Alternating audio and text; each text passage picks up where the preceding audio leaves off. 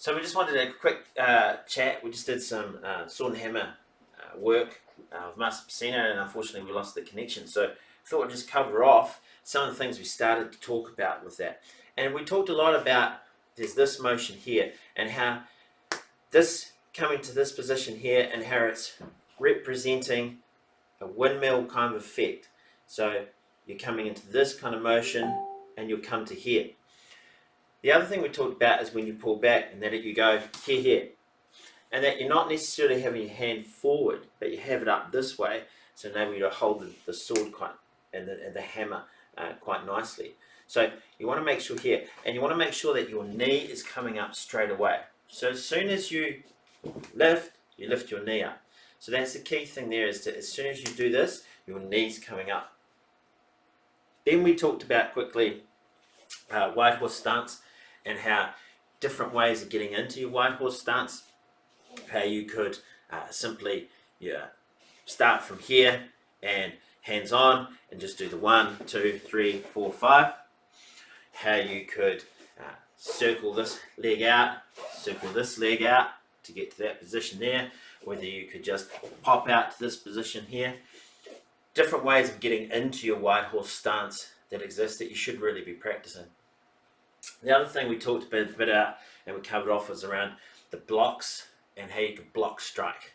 So the first 4 blocks being these ones, 5 blocks being those ones there, and how you could go block strike from those. So on that angle block, or as originally was taught, the upwards block, you go here and you go forward.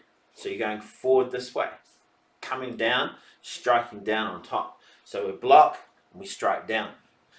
Then from there you had your outward block. An outward block, you would punch forward. So instead of coming down, you'd go outward block and punch forward. Then you had your inward block, which from here, you'd set up for your back fist. So you'd do a back fist this way. Then you had your down to the belt block. So we know this one's coming here into a forearm jam. So you're jamming that forearm forward. Now you could also come with a hammer, a reverse hammer coming up from here and out. The last one we talked about was our low angle block. And this one here is where you could circle that hand up. So as it comes down, you circle up and around. So you can come up with that hook. Bang! So you can move and swing that up.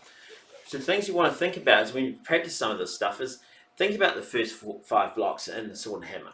And then think about how you could do block strikes from there. And practice those block strikes.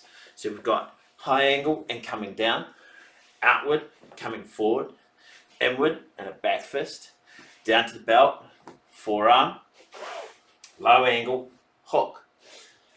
And of course you can mix this up a little bit. That maybe your angle here is doing an inwards hammer instead, or a downwards hammer instead of a back fist down that way. So there's different strike sets you can move, and you'll feel them from your different block positions on what might work for you in that position. Striking to the groin, back fist, hammer fist, coming down this way, driving forward, striking out, punching up. There's different aspects. So we want to work on your strikes, and you want to work on your block strike. So you want to try and get used to going block strike, block strike, block strike. Straight into it, practice that. And that's part of your sword and hammer and what you're trying to learn with that sword and hammer kata is your first 5 blocks and how they kind of can be put together with some strikes and things. So sorry about the seminar cutting out, but there's a quick recap of what we were going to go over, and we'll see you all at the next seminar. Boss.